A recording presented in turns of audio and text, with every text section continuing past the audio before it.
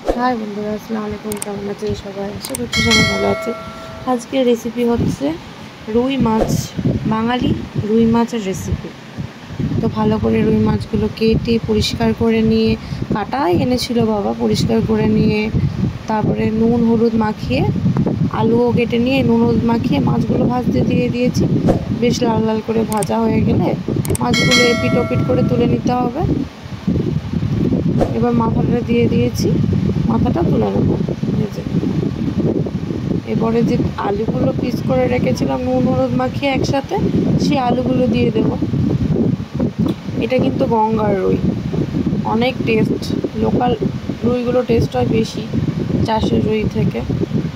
তো এই যে আলুগুলো ভাজা হয়ে গেছে, এবার যাবতীয় মশলাগুলো দিয়ে দিতে হবে। এখানে রাঁধুনি, তেজপাতা, শুকনো লঙ্কা দিয়ে ভালো করে ফ্রাই করে নিতে হবে। তারপরে আদা রসুন আর জিরের পেস্ট দিয়ে ওইগুলোকে একসাথে ভালোভাবে ফ্রাই করে নিয়ে লবণ, হলুদের গুঁড়ো, লঙ্কার গুঁড়ো দিয়ে একসাথে ভালোভাবে মশলাগুলো কষিয়ে নিতে হবে। সামান্য এখানে জল দিয়ে দিয়েছি। তো যারা যারা আমাদের ভিডিওটা দেখছেন, প্লিজ একটু লাইক করে দেবেন, কমেন্ট করে জানাবেন আমাদের রেসিপি কীরকম লাগে আপনাদের।